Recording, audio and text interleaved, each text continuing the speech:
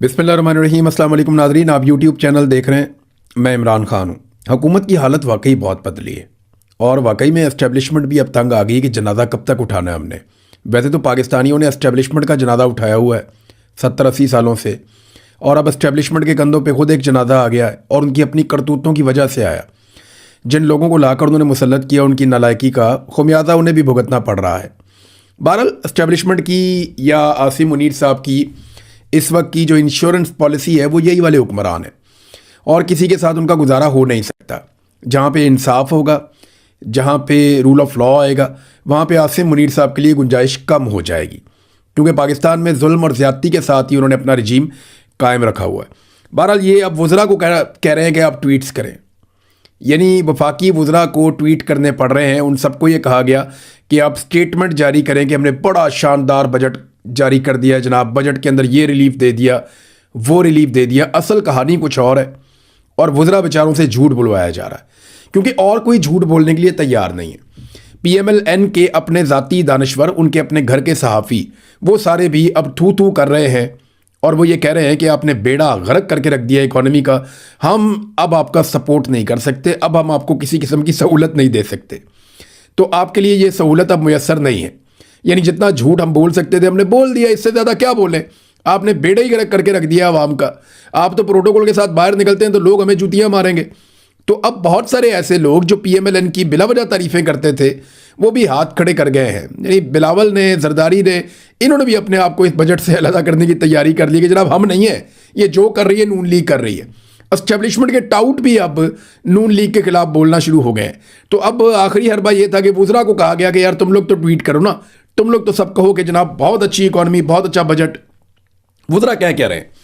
Number एक, जो वो जोर लगा रहे हैं इस बात के ऊपर, जंग के हवाले से वो कहते हैं जी जंग में बड़ा रिलीफ दिया पाकिस्तानी कौम को पाकिस्तानी वज़ीर आज़म ने। तो बात यह है कि जंग के दौरान पूरी दुनिया में जो सबसे करीब मुल्क था इस जंग के, ईरान के बिल्कुल साथ पाकिस्तान है ना, तो सबसे ज़्यादा इंपैक्ट पाकिस्तान पर डाल दिया पकड़ के। यानी हमारी पेट्रोल की सप्लाई एक दिन नहीं रुकी।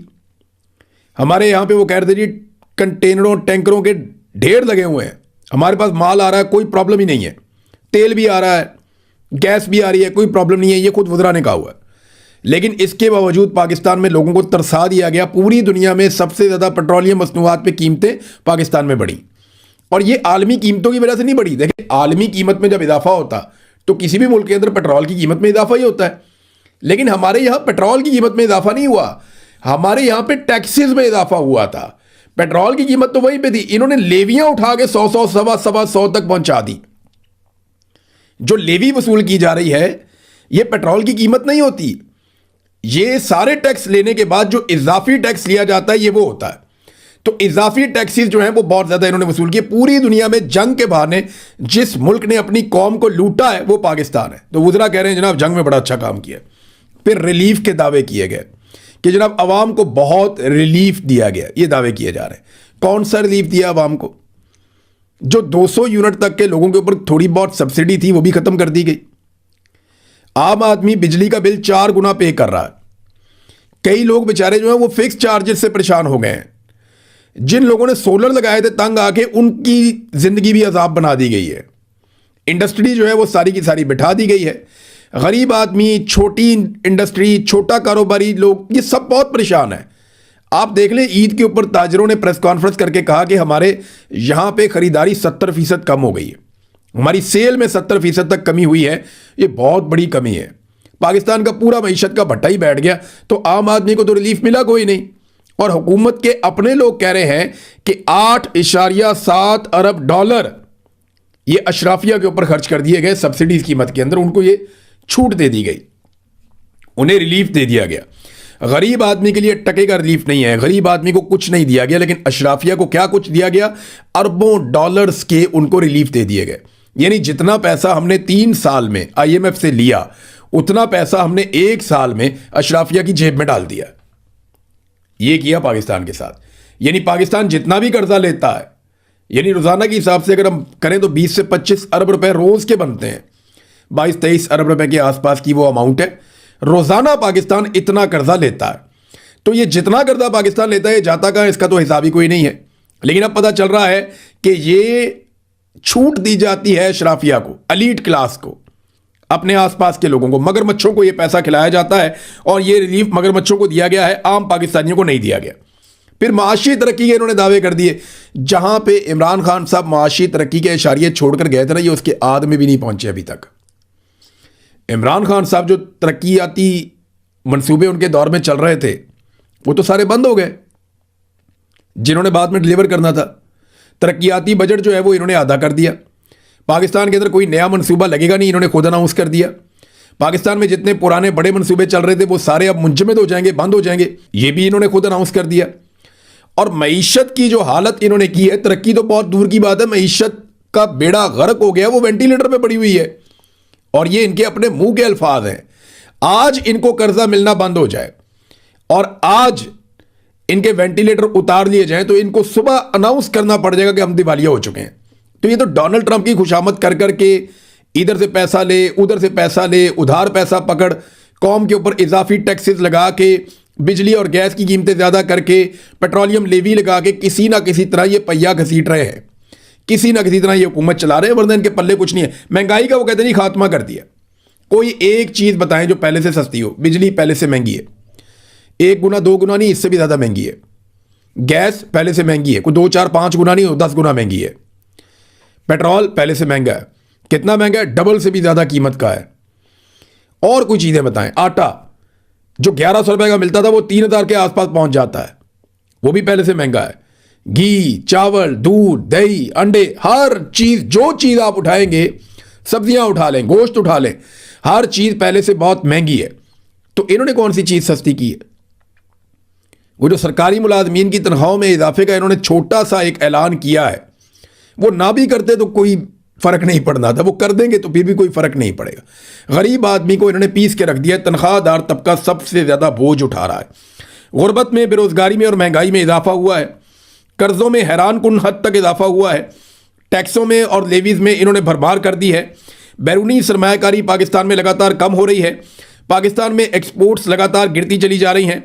ज़राअत की इन्होंने तबाही फेर दी है। लोग खादे नहीं खरीद सकते, ट्रैक्टर नहीं खरीद पा रहे, पानी का मसला बढ़ता जा रहा है, ट्यूबवेल चलाने के लिए भी किसानों के पास पैसा नहीं है। ये पाकिस्तान के अंदर इन्होंने ज़राअत के साथ और सनत के साथ किया है। तालीमी शोबे में क्या किया, ज़रा ये आप देखें। ये तैमूर झगड़ा साहब ने बाकायदा इसको एक जगह पे अनाउंस भी किया है। हायर एजुकेशन का जो मामला है पाकिस्तान में, ये वफाक के पास है। हायर एजुकेशन का जो शोबा है वो वफाक के पास है। तो यहाँ पे 278 यूनिवर्सिटियाँ हैं पाकिस्तान के पास, 278 ये यूनिवर्सिटियाँ हैं पाकिस्तान के पास, जिन्हें हायर एजुकेशन कमीशन बजट देता है। हायर एजुकेशन का जो बजट है 2022 से 2025 तक, यानी इमरान खान की हुकूमत गिरने से लेकर 2025 यानी पिछले साल तक 65 अरब रुपए इसका बजट रहा, उससे नहीं बढ़ाया गया। यानी आखिरी मरतबा जो बजट बढ़ा वो इमरान खान साहब के दौर में बढ़ा, तब से लेकर अब तक ये 65 अरब का बजट ही रखा गया, उससे बढ़ाया नहीं गया। और इस साल भी उस बजट को 65 अरब रुपए ही रखा गया। अब आप अगर देखें तो ऐवान सदर का बजट बढ़ रहा है, वज़ीर आज़म हाउस का बजट बढ़ रहा है, इनके ज़ाती अखराजात बढ़ रहे हैं, जो वजारतें इनके काम की हैं वहाँ बजट बढ़ रहा है, दिफाई बजट हर साल बढ़ता चला जा रहा है, लेकिन तालीम का बजट नहीं बढ़ रहा। मुझे बताएं, पाकिस्तान को बम आगे लेकर जाएंगे या पाकिस्तान को तालीम आगे लेकर जाएगी? आप दिफाई बजट बढ़ाएं, ज़रूर बढ़ाएं। पाकिस्तान का दिफा मजबूत होना चाहिए, बहुत मजबूत होना चाहिए, लेकिन हम आगे तालीम के साथ जाएंगे, हम आगे हुनर के साथ जाएंगे। तालीम के ऊपर आप पैसा नहीं लगा रहे। ईरान ने जो पूरी दुनिया का मुकाबला किया है वो अपने इंजीनियर्स के जरिए किया, अपने डॉक्टर के जरिए किया, अपने पढ़े लिखे लोगों के जरिए किया। इस रीजन के अंदर तालीम में सबसे बेहतर हालत ईरान की है। वो कोई ऐसा मुल्क नहीं है जहां पे तालीम नहीं है। इस रीजन का जो पूरा एक डाटा आया, मैंने कल आपको पढ़ के सुनाया, वहां पे नंबर 1 मुल्क ईरान है। सबसे ज्यादा टेक्निकल एजुकेशन हासिल करने वाले लोग वहां पे मौजूद हैं और वहां की यूनिवर्सिटियों में लोग बहुत आला तालीम हासिल कर रहे हैं। तो आपने क्या किया? आपको दिफा के लिए, आगे बढ़ने के लिए पढ़े लिखे लोगों की जरूरत है। तो हायर एजुकेशन कमीशन का बजट वो बढ़ नहीं रहा, वो वहां पे खड़ा हुआ है। लेकिन दिफा का बजट बढ़ रहा है, बाकी बहुत सारे शोबों में बजट बढ़ रहा है।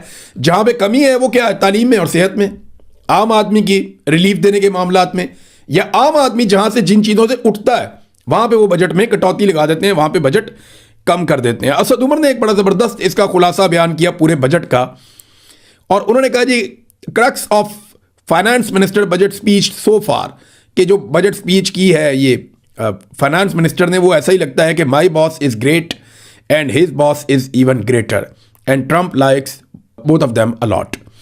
वो कह रहे हैं जी कि मेरा बॉस जो है ना वो बड़ा अजीम है और उसका बॉस जो है वो उससे भी ज़्यादा अजीम है, और ट्रंप जो है वो हमारे दोनों बॉसेस को बहुत पसंद करता है। बस यही है कहानी लग रही है बजट स्पीच में। यानी मैं वो पढ़ रहा था बजट स्पीच, उसमें जनाब फील्ड मार्शल की तारीफ़ें हो रही हैं भाई, आर्मी चीफ की तारीफ़ें बजट स्पीच में कहाँ से आ गई भाई। वो एक बजट है, एक ऐसी दस्तावेज़ है जिससे अपने पाकिस्तान को चलाना है। वह मईशत की बात करें, आप बताएं अपने मईशत के अंदर कौन से अहदाफ हासिल किए, फिर आप बताएं उन अहदाफ से अगले टारगेट आपके क्या हैं, कौन से टारगेट आपके पूरे हुए, कौन से टारगेट आपके पूरे होने हैं। जो उठता है वो फील्ड मार्शल की तारीफ़ें शुरू कर देता है। वो ऐसा लगता है पूरा निज़ाम फील्ड मार्शल के जूते पॉलिश करने के ऊपर खड़ा है। ये शहबाज शरीफ साहब ने ऐसी तरह डाली है, ये गए जाके अक़वाम मुत्तहिदा के अंदर शर्मिंदा करवाया, वहां पे फील्ड मार्शल की तारीफ़ें कर दी पकड़ के। कोई एक फोरम नहीं है जहां पे ये फील्ड मार्शल की तारीफ करना भूलते हो। वो एक सरकारी मुलाजिम है, वो बेचारा अपना काम कर रहा है, उसको अपना काम करने दो, वो रिटायर हो गया अपने घर जाए। इन्होंने उठा के उसको पता नहीं क्या बना दिया। देखिए, नॉर्मलाइज करें चीज़ों को, पाकिस्तान को एक नॉर्मल मुल्क की तरह चलने दें, सरकारी मुलाजिम को सरकारी मुलाजिम रहने दें। ये जो चीज़ें हैं, इन्होंने ही पाकिस्तान को हमेशा नुकसान पहुंचाया। फिर डिक्टेटर आ जाते हैं यहाँ पे, लंबे लंबे अरसे तक बैठे रहते हैं, फिर उठते ही नहीं हैं। नाज़रीन, एक बात और मैं यहाँ पे आपको याद दिलाना चाहूँगा कि बिलावल और उसके वालिद आसिफ जरदारी, इन दोनों ने हर गलत काम में नून लीग का पूरा पूरा साथ दिया है। चाहे वो आईनी तरामीम हो, चाहे वो मिलिट्री एस्टेब्लिशमेंट के हाथ मजबूत करना हो, अपने मुंह से इन्होंने कहा कि हम एस्टेब्लिशमेंट के हाथ मजबूत करेंगे, चाहे वो तमाम 4 बजट हों, अब ये 5वां बजट आ रहा है, चाहे वो महंगाई हो, चाहे वो मईशत की तबाही हो, हर चीज़ में पीपल्स पार्टी PMLN के साथ शरीक जुर्म है। फजल रहमान साहब ने इनको बाहर बैठ के इमदाद फराहम की, पहले साथ बैठकर की 1-2 साल, और उसके बाद बाहर बैठकर फजल रहमान साहब ने इन्हें इमदाद फराहम की है। तो 4 बजट जो है उनमें पीपल्स पार्टी ने बाकायदा वोट की है। अभी भी पीपल्स पार्टी वोट करेगी। पीपल्स पार्टी हर जुर्म में बराबर की हिस्सेदार है। लेकिन बिलावल इक्का दुक्का जुमले बोल के किसी तरह यह साबित करने की भी कोशिश करता है नूरा कुश्ती के जरिए कि भाई हम तो अपोजिशन है। यानी आप बिलावल जो इस वक्त वारदात खेल रहा है वो ये कर रहा है कि अपोजिशन भी हम है और हुकूमत का बजट भी हम पास करवा रहे हैं। ये आईनी तरामीम भी हम करवाएंगे लेकिन अपोजिशन भी हम है। ये PMLN का हर चीज़ में साथ भी हम देंगे लेकिन PMLN के खिलाफ भी हम है। तो ये एक नूरा कुश्ती जो इमरान खान साहब ने बहुत पहले इस कौम को समझाया था, ये नूरा कुश्ती करके कौम को दिखाते हैं और बेवकूफ़ बनाने की कोशिश करते हैं कि जैसे जो कुछ हो रहा है वो PMLN जिम्मेदार है, लेकिन पीपल्स पार्टी इसके लिए जिम्मेदार नहीं है। मगर हर चीज़ में पीपल्स पार्टी PMLN का साथ भी देती है। नाज़रीन, अब मैं आपको चंद अल्फाज सुनाना चाहता हूँ। ये मैं आपको लेकर चलता हूँ आज़ाद कश्मीर। आज़ाद कश्मीर में अवाम के धरने अभी भी जारी हैं और जो जॉइंट अवामी एक्शन कमेटी है उन्होंने कुछ अहम फैसले करने हैं। शायद आज के दिन में उनके ये फैसले हो जाएंगे और फिर पता चलेगा कि ये मामला किस तरफ को जाता है। अवाम आगे की तरफ बढ़ती है या यहीं पे रावला कोर्ट के अंदर वो धरने देकर बैठे रहेंगे। बहुत सारा प्रोपेगेंडा किया इन लोगों के बारे में। यानी पहले ये कहा गया टाउटों की जानिब से कि इनमें ख़वातीन की शमूलियत नहीं है, लिहाजा ये लोग जो हैं शरपसंद हैं, इन लोगों को रिजेक्ट कर दिया गया है। फिर ख़वातीन आ गई निकल के और पहली मरतबा आज़ाद कश्मीर की तारीख़ में ख़वातीन निकल कर आईं और उन्होंने धरने में ना सिर्फ वो बैठी बड़ी तादाद में बल्कि उन्होंने धरने में तकारीर भी की। फिर दोबारा टाउटों ने मुंह खोला तो उन्होंने कहा जी ख़वातीन को बुलाकर क्रैकडाउन से बचने के लिए उन्हें ह्यूमन शील्ड बना लिया गया। अंदाज़ा करें आप बेशर्मी का। यानी पहले कह रहे हैं कि ख़वातीन नहीं है लिहाजा ये तहरीक फारग है। जब ख़वातीन आई तो उन्होंने कहा जी देखिए ख़वातीन को आगे कर दिया ताकि वो सिक्योरिटी फोर्सेस के क्रैकडाउन से बच सकें। हालांकि उनके इतने सारे लोग शहीद हो गए हैं, लगातार उनके लोग ज़ख्मी हो रहे हैं, बेशुमार उनके लोगों को जो है वो परेशान किया गया है, उनका नुकसान भी हो रहा है, माशी नुकसान भी उनका हो रहा है और उनका जानी नुकसान भी हो रहा है, उनका माली नुकसान भी हो रहा है। लेकिन इसके बावजूद वो लोग डट कर खड़े और मुकाबला कर रहे हैं। अब ज़रा आप सुने उमर नज़ीर कश्मीरी को। उन्होंने ना एक तकरीर की है, ये एक छोटा सा हिस्सा मैं आपको सुनाता हूँ। पाकिस्तानी लोगों को मुखातिब होकर उमर नज़ीर कश्मीरी क्या कह रहे हैं, ये ज़रा आप सुनिए। क्या मैं पाकिस्तानी अवाम से कहना चाहता हूँ, ये लाखों का मजमा आपसे कह रहे हैं, क्या हम पाकिस्तान के खिलाफ हैं? क्या हम पाकिस्तान के खिलाफ हैं? पाकिस्तानी रियासत के खिलाफ है? पाकिस्तानी अवाम के खिलाफ है? पाकिस्तानी अवाम हमारे भाई है। हमारे भाई हैं, हम उसके खिलाफ नहीं हैं। इनकी ताइज से, इस मलबे की ताइज से ना हमारा झगड़ा पाकिस्तानी रियासत से, ना हमारा झगड़ा पाकिस्तानी अदारों से, ना हमारा झगड़ा पाकिस्तानी फोर्सेस से, और पाकिस्तानी अवाम से तो हमारा झगड़ा बनता ही नहीं। वो हमारे एहताजी हैं। सुना नाज़रीन आपने, और भी बहुत कुछ बोला। इन्होंने ये भी बोला कि लानत भेजते हैं इंडिया के मामलात के ऊपर, और इन्होंने इंडिया से शिकायत भी की। उन्होंने कहा कि जम्मू कश्मीर के अवाम के साथ हम हैं, पाकिस्तान के अवाम के साथ हम हैं, और साथ में इन्होंने कहा कि ये जो हम पे इल्ज़ाम लगाया जाता है उसकी तकलीफ़ का इजहार किया। तो एक तरफ काला चैनल है जिसको एजेंसियां चलाती हैं। पाकिस्तान की मिलिट्री एस्टेब्लिशमेंट ने सोशल मीडिया के मुकाबले में अपने कुछ चैनल्स लॉन्च किए थे, जिनमें एक काला चैनल भी है। काले चैनल के और भी बहुत सारे छोटे छोटे इधर उधर उन्होंने ग्रुप बनाए हुए हैं। कुछ सहाफ़ियों को उन्होंने बरतानिया में, इधर उधर मुख्तलिफ मुल्कों में लॉन्च भी किया हुआ है काले चैनल के अंदर। तो ये जो काला चैनल जिसकी काली करतूतें हैं, इसके लोग दिन रात ये साबित करना चाह रहे थे कि ये जो कश्मीरियों की जॉइंट अवामी एक्शन कमेटी है ये कोई जत्था है।